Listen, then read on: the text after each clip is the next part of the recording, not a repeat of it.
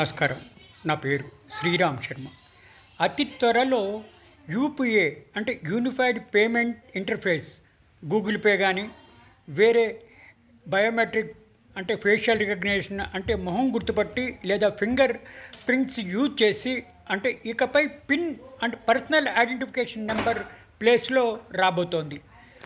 ఇట్లా ముఖం identification, thumb impression ఇవి కొత్తగా రాబోతోంది.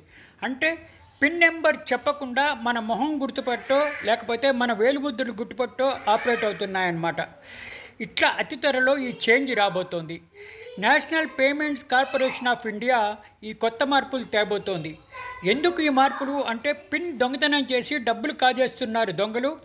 అందుకు దీన్ని నివారించడానికి ఈ కొత్త చేంజెస్ తీసుకురాబోతోంది యూపీఏ.